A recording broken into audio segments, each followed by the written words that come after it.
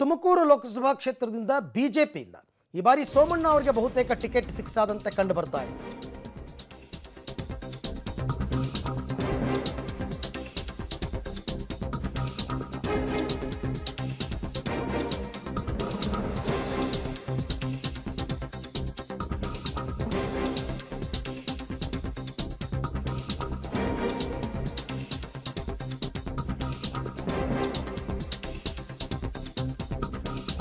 ತುಮಕೂರು ಲೋಕಸಭಾ ಕ್ಷೇತ್ರ ಟಿಕೆಟ್ ಮೇಲೆ BJP ticket ಮೇಲೆ ಮಾಧುಸ್ವಾಮಿ ಅವರು ಕಣ್ಣಿಟ್ಟಿದ್ರು.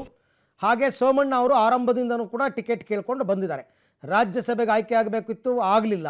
ಹಾಗಾಗಿ ಈಗ ಲೋಕಸಭಾ ಕ್ಷೇತ್ರಕ್ಕೆ ಟಿಕೆಟ್ ಬಹುತೇಕ ಒಲವಿದೆಯಂತೆ ಹೈಕಮಾಂಡ್ಗೆ. ಜೊತೆಗೆ ಯಡಿಯೂರಪ್ಪ ಮತ್ತು ವಿಜೇಂದ್ರ ಅವರ ಅಭಿಪ್ರಾಯವನ್ನು ಹೈಕಮಾಂಡ್ ಕೇಳಿತ್ತು. ಅವರು ಕೂಡ ನಮ್ಮ ಅಭ್ಯಂತರ ಏನಿಲ್ಲ ಅಂತ ಹೇಳಿದಾರಂತೆ ಯಡಿಯೂರಪ್ಪ ಮತ್ತು ವಿಜೇಂದ್ರ. ಸೋಮಣ್ಣಗೆ ಈ ಬಗ್ಗೆ ಸುಳಿವನ್ನು ಹೈಕಮಾಂಡ್ ನಾಯಕರು ಕೊಟ್ಟಿದ್ದಾರೆ. ತುಮಕೂರಿನಲ್ಲಿ ಓಡಾಟವನ್ನು ಚುರುಕು ಮಾಡೋದಕ್ಕೆ ನಿರ್ಧಾರ ಮಾಡಿದ್ದಾರೆ ಸೋಮಣ್ಣ ಅವರು. ತುಮಕೂರಿನಲ್ಲೇ ಸೋಮಣ್ಣ ವಾಸ್ತವ್ಯ ಹೂಡುವಂತಹ ಸಾಧ್ಯತೆ ಇದೆ. ಆ್ಯಂಡ್ ಅವರು ಒಂದು ವೇಳೆ ಅವರು ಸ್ಪರ್ಧೆ ಮಾಡಿ ಗೆದ್ದರೆ ಅವರು ತುಮಕೂರಿನಲ್ಲೇ ಒಂದು ಮನೆಯನ್ನು ಕೂಡ ಮಾಡಿಕೊಳ್ಬೇಕಾಗುತ್ತೆ. ಏಕೆಂದರೆ ಕ್ಷೇತ್ರದ ಹಿತ ಕಾಪಾಡಬೇಕು ಅಂತಂದ್ಬಿಟ್ಟು. ಹಾಗಾಗಿ ಈಗಿಂದನೇ ಅವರು ಅದಕ್ಕೆ ತಯಾರಿಯನ್ನು ಮಾಡ್ಕೋತಾ ಇದ್ದಾರೆ. ಯಾಕೆಂದರೆ ಸೋಮಣ್ಣನವ್ರಿಗೆ ಟಿಕೆಟ್ ಕೊಡೋದಕ್ಕೆ ಯಡಿಯೂರಪ್ಪನವ್ರು ವಿರೋಧ ಮಾಡ್ತಾರೆ, ರಾಜ್ಯಾಧ್ಯಕ್ಷ ವಿಜೇಂದ್ರ ವಿರೋಧ ಮಾಡ್ತಾರೆ ಅಂತ ಹೈಕಮಾಂಡ್ ಅಂದ್ಕೊಂಡಿತ್ತು. ಯಾಕೆಂದರೆ ಇವ್ರಿಗೂ ಅಷ್ಟಕ್ಕಷ್ಟೇ. ಆದರೆ ಯಡಿಯೂರಪ್ಪನವರು ಮತ್ತು ವಿಜೇಂದ್ರ ಅವರು ನಮ್ಮದೇನು ಅಭ್ಯಂತರ ಇಲ್ಲ ಅಂತ ಹೇಳಿದರು. ವಿಜೇಂದ್ರ ಓಪನ್ ಆಗಿ ಅವತ್ತು ಹೇಳಿದರು, ಹೈಕಮಾಂಡ್ ನಿರ್ಧಾರ ಮಾಡಿದ್ರೆ ನಮ್ದು ಯಾರ್ದು ಅಭ್ಯಂತರ ಇಲ್ಲ ಅಂತ.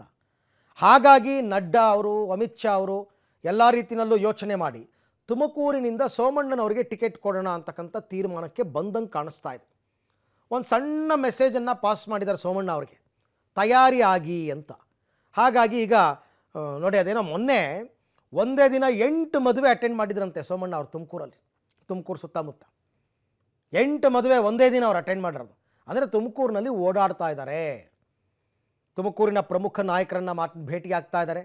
ಬಿಜೆಪಿ ಅದರಲ್ಲೂ ಈಗ ಹಾಲಿ ಸಂಸದ ಬಸವರಾಜ್ ಅವರು ಸೋಮಣ್ಣ ಅವರಿಗೆ ಸಂಪೂರ್ಣ ಸಪೋರ್ಟ್ ಕೊಟ್ಬಿಟ್ಟಿದ್ದಾರೆ. ಹಾಗಾಗಿ ಬಸವರಾಜು ಅವರು ಅಥವಾ ಅಸಮಾಧಾನಿತರು ಎಲ್ಲರನ್ನೂ ಭೇಟಿ ಆಗ್ತಿದ್ದಾರೆ. JDS ಕೂಡ ಸ್ಟ್ರಾಂಗ್ ಇದೆ ತುಮಕೂರಲ್ಲಿ. ಹಾಗಾಗಿ JDS ನಾಯಕರನ್ನು ಕೂಡ ಭೇಟಿ ಆಗ್ತಾ ಇದ್ದಾರೆ. ಎಲ್ಲರ ವಿಶ್ವಾಸದೊಂದಿಗೆ ಈ ಸರ್ತಿ ತುಮಕೂರಿನಲ್ಲಿ ಸೋಮಣ್ಣ ಅವರು ಗೆಲ್ಲಬೇಕು ಅಂತಕ್ಕಂಥ ಲೆಕ್ಕಾಚಾರದಲ್ಲಿದ್ದಾರೆ. ಕಾಂಗ್ರೆಸ್ನಿಂದ ಯಾರಿಗೆ ಟಿಕೆಟ್ ಕೊಡ್ತಾರೋ, ಮುದ್ದನಮೇಗೌಡರು ಕೊಡ್ತಾರೋ ಅಥವಾ ಇನ್ಯಾರು ಕೊಡ್ತಾರೋ ನೋಡೋಣ. ಬಟ್ ತಾವಂತೂ ತಮ್ಮ ಸೀಟನ್ನು ಭದ್ರಪಡಿಸ್ಕೋಬೇಕು ಅಂತ ಕಳೆದ ಬಾರಿ ವಿಧಾನಸಭಾ ಚುನಾವಣೆಯಲ್ಲಿ ಹೈಕಮಾಂಡ್ ಹೇಳ್ದಂಗೆ ಕೇಳಿದರು ಸೋಮಣ್ಣ ಅವರು. ತಮ್ಮ ಸ್ವಂತ ಕ್ಷೇತ್ರ ಗೋವಿಂದರಾಜನಗರ ಬಿಟ್ಟು ವರುಣಾಗೋಗಿ ಸಿದ್ದರಾಮಯ್ಯನವ್ರ ವಿರುದ್ಧ ನಿಂತ್ಕೊಂಡ್ರು, ಚಾಮರಾಜನಗರಕ್ಕೆ ಹೋಗಿ ಪುಟ್ಟರಂಗ ಶೆಟ್ಟಿ ವಿರುದ್ಧ ನಿಂತ್ಕೊಂಡ್ರು. ಎರಡೂ ಕಡೆ ಸೋತರು, ಅದು ಬೇರೆ ವಿಚಾರ. ಅದಾದಮೇಲೆ ಸೋಮಣ್ಣ ಹೇಳಿದ್ದು, ನಾನು ಬಲಿಪಶು ಆಗ್ಬಿಟ್ಟೆ.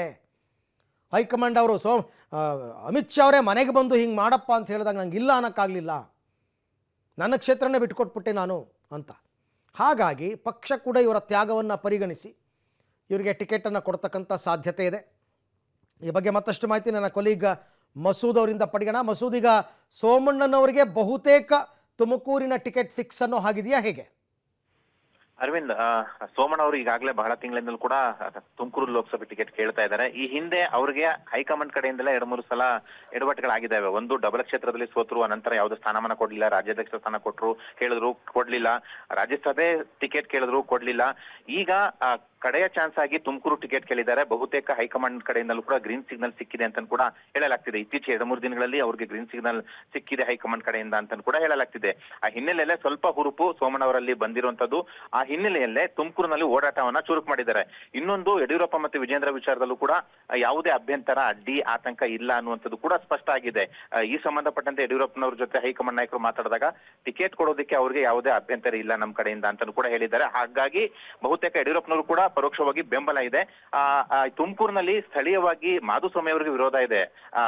ಯಾಕೆಂದ್ರೆ ಅವರು ಹೆಸರು ಕೆಡಿಸ್ಕೊಂಡಿದ್ದಾರೆ ಅನ್ನುವಂತ ಕಾರಣಕ್ಕಾಗಿ. ಆದ್ರೆ ಸೋಮಣ್ಣ ಅವರ ವಿಚಾರದಲ್ಲಿ ಬಹುತೇಕ ಒಲವಿದೆ ಅನ್ನುವಂಥದ್ದು ಇರುವಂತದ್ದು. ಸರ್ವೆನಲ್ಲಿ ಕೂಡ ಅವ್ರ ಹೆಸರು ಬಂದಿದೆ ಅಂತ ಕೂಡ ಹೇಳಲಾಗ್ತಿದೆ. ಇನ್ನು ಮುಂದಿನ 2-3 ತಿಂಗಳು ಸೋಮಣ್ಣ ಅವರು ತುಮಕೂರಿನಲ್ಲೇ ವಾಸ್ತವ್ಯ ಹೂಡಿ ತುಮಕೂರಿನಲ್ಲಿ ಅಖಾಡ ಭದ್ರಪಡಿಸಿಕೊಳ್ಳೋದಕ್ಕೆ ಮುಂದಾಗ್ತಾ ಇದ್ದಾರೆ. ಆದ್ರೆ ಇನ್ನೂ ಕೂಡ ಅಧಿಕೃತವಾಗಿ ಸೋಮಣ್ಣ ಅವರಾಗ್ಲಿ ಅಥವಾ ಹೈಕಮಾಂಡ್ ನಾಯಕರಾಗ್ಲಿ ತುಮಕೂರು ಟಿಕೆಟ್ ಸೋಮಣ್ಣ ಅವರಿಗೆ ಅನ್ನುವಂಥದ್ದು ಖಚಿತಪಡಿಸಿಲ್ಲ. ಆದ್ರೆ ಮೂಲಗಳ ಪ್ರಕಾರ ಹೈಕಮಾಂಡ್ ನಾಯಕರು ಸುಳಿವು ಕೊಟ್ಟಿದ್ದಾರೆ, ನೀವು ಅಲ್ಲಿ ತಯಾರಿ ಮಾಡ್ಕೊಳ್ಳಿ ಅಂತ.